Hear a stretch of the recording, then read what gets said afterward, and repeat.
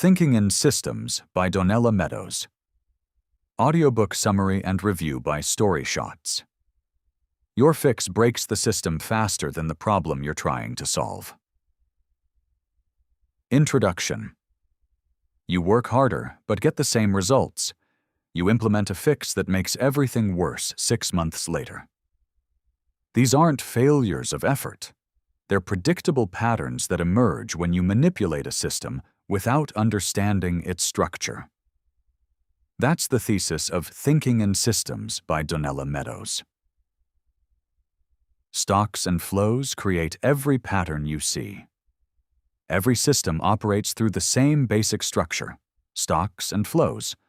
A stock is what you can measure at any moment: the water in a bathtub, the money in your account. Flows are the rates of change, the faucet filling the tub, your paycheck depositing. Here's what most people miss. The stock level is almost never equal to the current flow. Your bathtub can be full while the faucet runs. This lag between what flows in and what accumulates creates every boom, bust, and bottleneck you've ever experienced. When your company hires aggressively during growth, it fills the stock of employees. But training flows much slower. 6 months later, you have the headcount but lost the cohesion. The information delivered by a feedback loop can only affect future behavior. It cannot deliver a signal fast enough to correct the behavior that drove the current feedback. That disconnect between action and consequence is already shaping your decisions today. Feedback loops determine what happens next.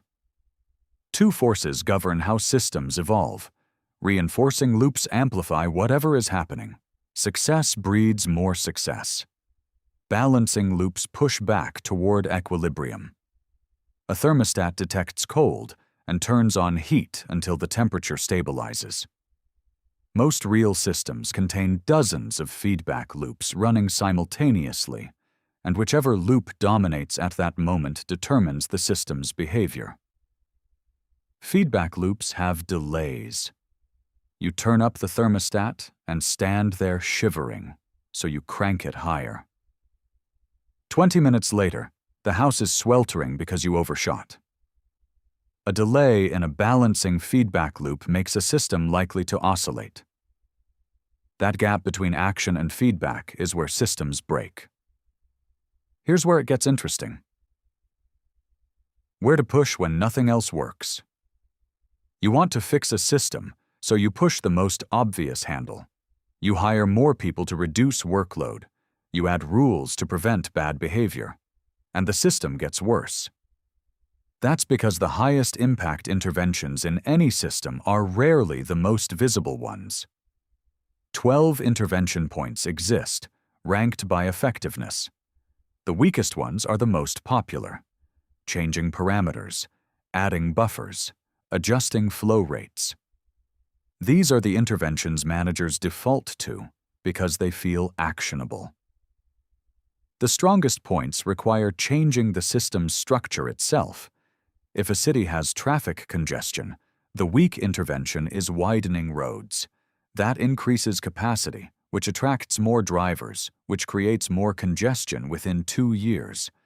The high-impact intervention is changing the goal from maximize car throughput to optimize transportation access. That opens entirely different solutions: redesigning neighborhoods, pricing road usage, densifying housing. The least obvious part of the system, its function or purpose, is often the most decisive determinant of the system's behavior.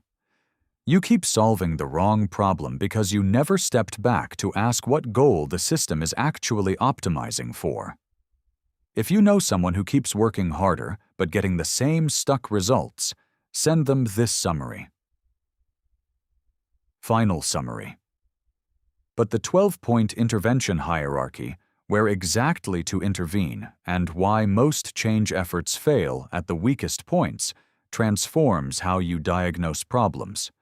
We're putting together the full summary of Thinking in Systems by Donella Meadows right now, with a visual infographic and animated video covering system traps like policy resistance, and drift to low performance, plus behavior over time graphs that show you which feedback loop is actually running your system. This book rewires how you see causality. Read it if you manage anything complex: teams, projects, organizations, or your own overwhelmed schedule.